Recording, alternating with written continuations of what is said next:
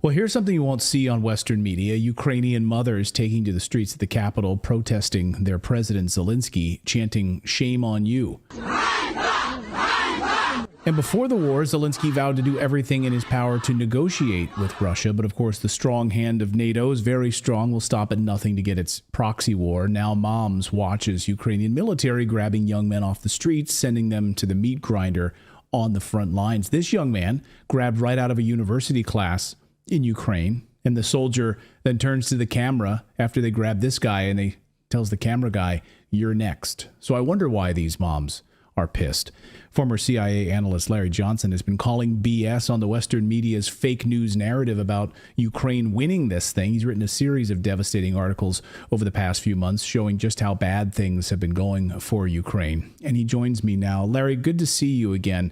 Welcome back to the show. It seems that there's been this narrative over the past couple of weeks, at least in the Western media, that well, Ukraine is not ready for this spring or summer offensive. They're hurt. They don't have the weapons. They don't have the ammunition. And at first blush, when I first saw this sort of narrative starting to emerge, the first thing that I felt in my gut was this is a disinformation campaign.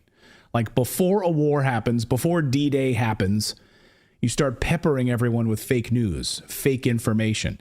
Is that what's going on here, or am I just so cynical that that's how my brain thinks these days? You haven't lost your mind, but it is, I guess, a natural response to just watching the craziness that's been going on in the West.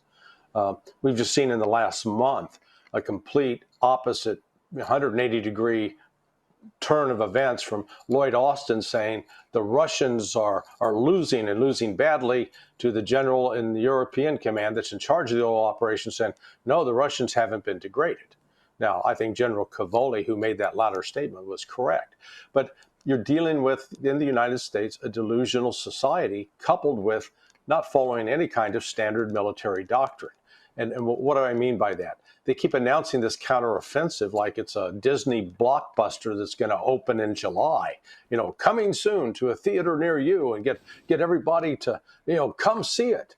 Well, during World War II, on the eve of the invasion of Normandy, yes, the United States and the Brits went through a grand deception operation, several of them, in using General Patton to create a fake army. That's one thing. That's not what they're doing. This is the equivalent of Eisenhower saying, hey, we're going to launch an attack on June, and we're going to land in Normandy, so be ready, here we come.